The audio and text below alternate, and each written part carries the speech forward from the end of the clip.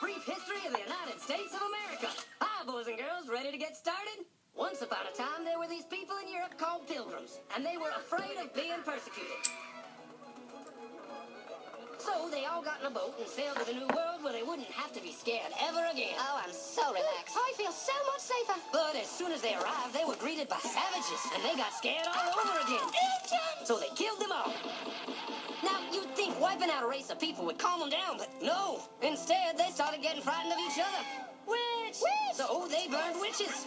In 1775, they started killing the British so they could be free. And it worked. But they still didn't feel safe. So they passed a Second Amendment which said every white man could keep his gun. I loves my gun.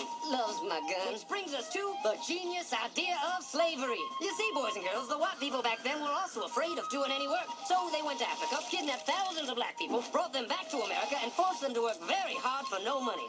And I don't mean no money like I work at Walmart and make no money. I mean $0. Nothing. Not a zip. Doing it that way made the USA the richest country in the world.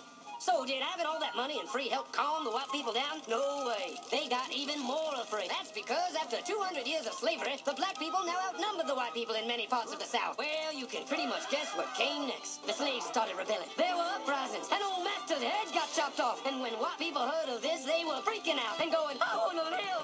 Don't kill me, big black man.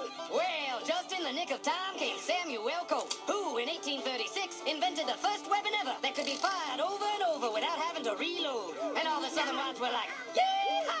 But it was too late. The North soon won the Civil War and the slaves were freed. Yep, they were free now to go chop all the old masters' heads off. And everybody was like, oh no, we're gonna die. But the freed slaves took no revenge. They just wanted to live in peace. But you couldn't convince the white people of this. So they formed the Ku Klux Klan. And in 1871, the same year the Klan became an illegal terrorist organization, another group was founded, the National Rifle Association. Soon politicians passed one of the first gun laws, making it illegal for any black person to own one.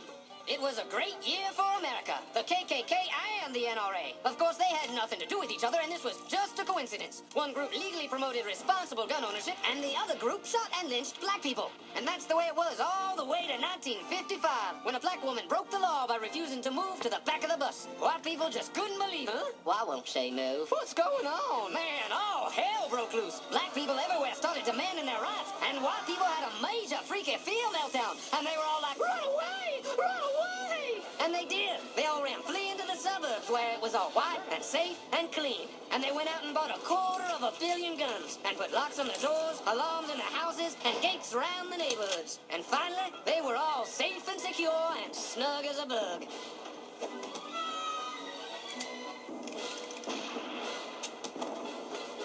And everyone lived happily ever after. What up, fam? What it is? You already know this is your brother in Google. Now you see R&M RBG TV. You know what I'm saying? We keep it G. 432 Garvey Cubs on the move. You know how we do. Out here dealing with the family. You know what I mean? Picking their brains a little bit, chopping their brains up, seeing what they think. And what we asking them, see that right there? Not necessarily the shirt, but the concept. You understand? Symbolism. That's what we talking about, man. We trying to ask the family what exactly does this so-called holiday coming up, what does that have to do with you? What does it mean to you and why? So y'all walk with me, I walk with y'all. Keep it G. You already know this R&M RBG TV. Uncle Jobson Apple 2 up on Black Power. Can't say enough because you already know Black love is a cure for Black nation. So let's get it. Hey, what's going on, y'all? This is R&M RBG TV. This is your brother in Google. Now you see R&M. You already know I'm reporting. Garvey Cubs on the move. Sitting here with a brother on the bus, man. Say your name for the people, fam. Freddie D. Freddie D. What's going on, brother? Chillin'. Alright, dig it. You see you got that good old paperwork in your hand, that RBG Code of Conduct. You already know I'm on the move. One question I want to ask you, brother. 4th of July, so-called American holiday coming up, you know what I'm saying?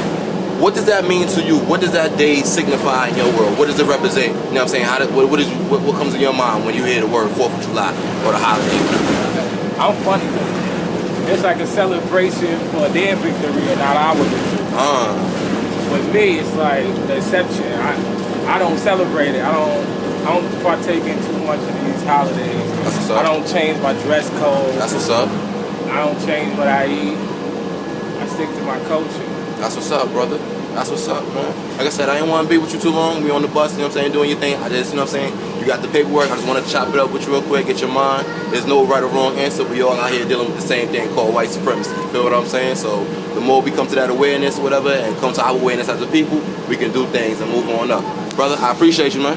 Be good, man. All right? Make sure you spread that around with your homies, man. Very important. I'm a recording artist, so we're going to express with diligence. Okay, you're in the music business. That's what's up. That's what's up, brother. Spread that around, brother. All right, man. Be good, man. All right, man. Hey, family, once again, you already know it's in Google. Now you see R.A.M. Always on the move. I'm sitting here with the elder around the way. State your name for the family, brother. Bruce. Bruce, Elder Bruce. 4th of July weekend, right? So-called American holiday, blah, blah, blah. What does that day mean to you? What does it symbolize to you? There's no right or wrong answer. What's on your mind? What it symbolizes to me is a waste of money and our time. Because why? It doesn't represent anything to me. Say that one more time, Elder. It doesn't really a waste of money and time. It doesn't represent anything to me. I mean, it's just a waste of time. 4th of July. Whose 4th of July is it? That's right. It's not mine. That's right. I wasn't born on the 4th of July. That's right. And in my people's week, if my people doesn't mean nothing That's to right. us. Because you know we were still in bondage. There you go. And not for nothing, they might have took the chains off physically right now, but our minds are still warped. Our minds are still in bondage. You understand? And that's why I'm trying to teach my little son Yeah. and my daughters. Yeah. Yo, listen, the 4th of July and all of these man-made holidays do not mean anything to us. That's right. You know what does make something to us though? When we institute and create our own and sustain that for ourselves. You know what I'm saying? Once we get our morals and our value systems in order, we can do what we want to do for ourselves, and there's nothing wrong with that. You know what they call that? Black nationalism, brother. Okay. You understand? Yes, sir. I appreciate you, Elder. you. Thank you. All right, You have be a nice good. day. You too, man. Black All power, right. brother.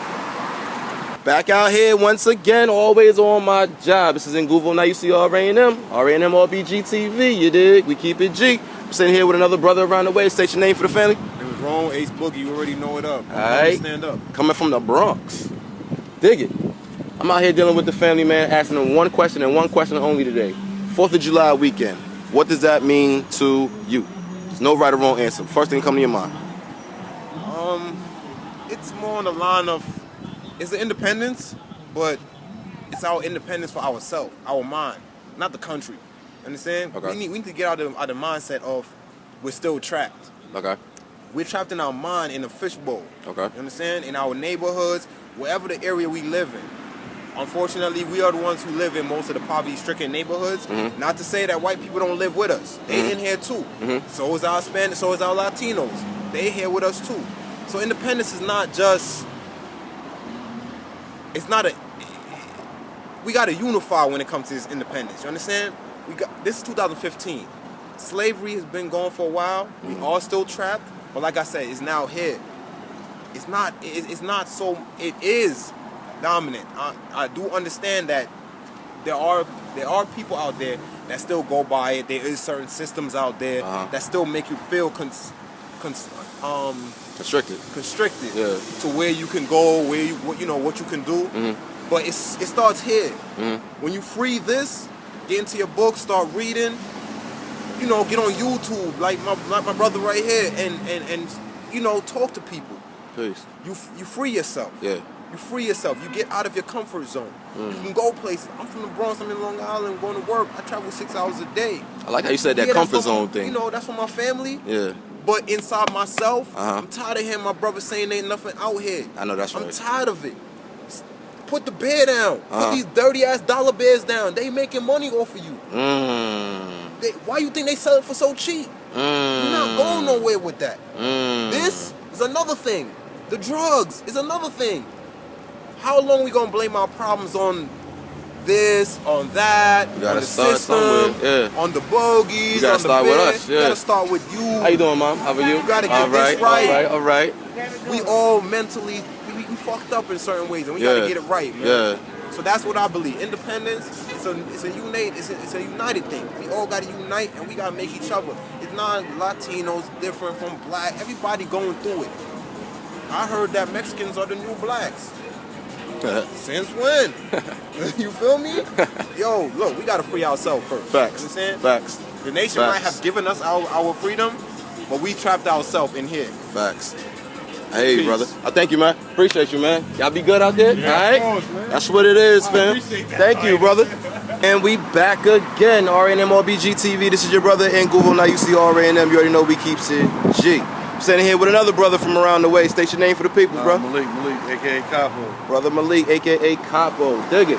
Real quick, you just got off work. I ain't gonna hold you up, brother. 4th of July weekend, right? As a man, as a brother, man, what does that day symbolize to you? What does that mean to you, if anything at all? Family. Family, barbecues. Okay. And you know, that's it really. Okay. That's family and barbecues, you know.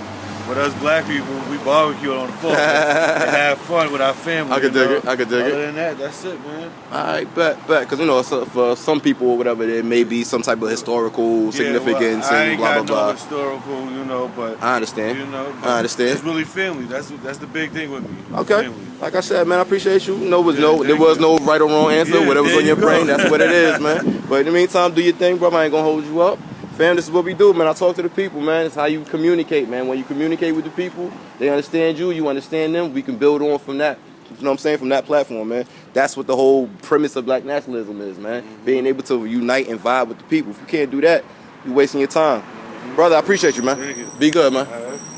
What's the website again? You can get at me on YouTube at RANM RBG TV. Matter of fact, I'm about to write it down for you, man. Hold on.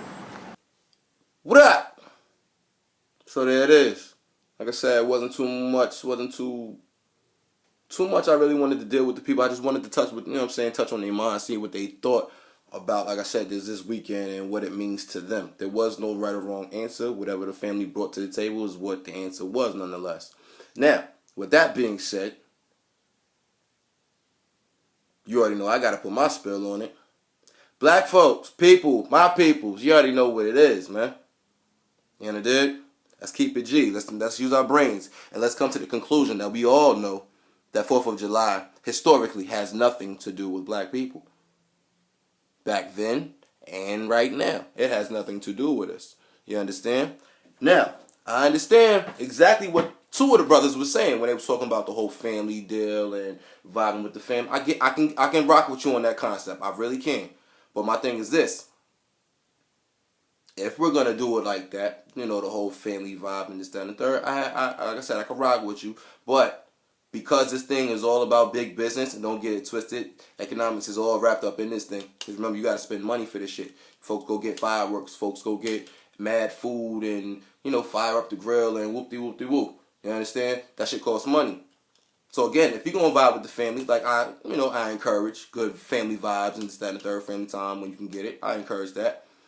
Spend with black business. Support black business. Circulate that black dollar. Like I said, this shit does cost money. Y'all spending hella money on this weekend. Let's be real. Let's circulate that dollar around the hood more than what we do. You dig? Also, let's also take the time out and to learn the historical facts. You understand? That we like to sweep up under the rug. And then that's when we end up turning around and start singing that same old song, We Are the World. It's okay. Thinking is not illegal. Historically, this ain't got nothing to do with us. Now, as far as, like I said, just hooking up, hanging out with the fam, all well and good. There's no big deal with that. But, in the meantime, between time, you already know, I'm your brother in Google. Now you see RNM. RNM RBG TV, fam. You already know we keep it G. Uncle Jobson, Putuapo, and Black Power. Always remember that black love is a cure for the black nation. I can't say it enough, family, so let's get it. Bang. Being me. I'm not even sure who I am. I'm lost. All I know is what you taught me, and you taught me I was nothing. Hell, my ancestors created reading and writing, and you told me I wasn't allowed to read. Plus, I was too dumb to read anyway. If you caught me reading, you would kill me and whoever taught me, if they look like me, because if they look like me, then you own both of us. And you could do as you please with your property. You removed me from the head of household, and taught me that the two things I had of value were my back and this thing between my legs. You made my woman hate me. How can she trust me with her safety if I can't even save me? You decided I could go. You were done with me. But you weren't done with me, nor was I free. I was allowed to go further, but not far enough. So where to and with what? I don't own anything. Not even the clothes on my back. My last name doesn't even belong to me. Let that sink in. I was given this name to show ownership, and I still have this name. So that means every time I felt as if I was catching up, finally gaining ground, you were quick to remind me of the fact that I had a long way to go. I fought in your wars that protected your freedom before mine even existed. Every year I celebrate July 4th with you. That's your Independence Day. But remember, when you won your independence, it did nothing for me and mine. After you told me I was allowed to read, I had to beg you to allow my child the same education as yours. When you finally granted me that, I had to pray every day that my child would make it home safe. Speaking of praying, I prayed to the same God you pray to, the same one you told me to pray to, and you still bombed my church. Tulsa, Oklahoma, 1921. I had finally began to pull myself up by my bootstraps. You decided it was time to remind me I only had what you allowed me to have. When I fought back, you went to extreme measures to show me that I could not win. Tulsa became the first U.S. city to be bombed from the air by its own country. This is how far you've been willing to go to show me I was nothing. I am nothing, and I will always be nothing. As time went on, I forgave you. You killed my father, I forgave you. You killed my children, I forgave you. You raped my woman and would kill me for looking at yours. But I understood why. After all, I was nothing. You were something, so I forgave you. You passed law after law with the intentions of holding me down. Finally, in 1965, you tell me I'm allowed to vote. That wasn't that long ago. This car I'm sitting on is a 1965. That wasn't that long ago. When my brothers spoke up for me and said I should have what you have, you made examples of them. Now nobody speaks up for me. And if nobody speaks up for me, then my side never gets heard. Because I don't have a voice. I don't trust anyone who looks like me because I believe everything that you taught me about me. Last night I sold my mother crack. I made my woman sleep with a man for cash and killed my brother over $53, a pair of sneakers, and a watch. Not because $53 is a lot of money. Not because I really needed sneakers. I had sneakers on. If I didn't have sneakers on, I wouldn't have been out there. Not because I needed to know what time it was. I don't need to know what time it is to know it's not my time. Because he looks like me. And if he looks like me and I'm worth nothing, then so is he. See, I came from nothing. Everything I had, you took it back. As a matter of fact, you telling me that I owe you something. How does the offender become the authority? Your history shows you as a constant rule breaker. So who said it was a good idea for you to start making the rules? See, all I ever done was mind my own business. I was minding my own when you found me. But ever since we met, I've become your business. And business is booming, baby. I'm 18% of the population out here. I'm 60% of the population in there. I can't blame you for not understanding me. The same things you taught me about me, somebody taught you. You've never seen the world through my lenses because you never had to, and that's okay. But don't tell me how to scratch when you never had an itch.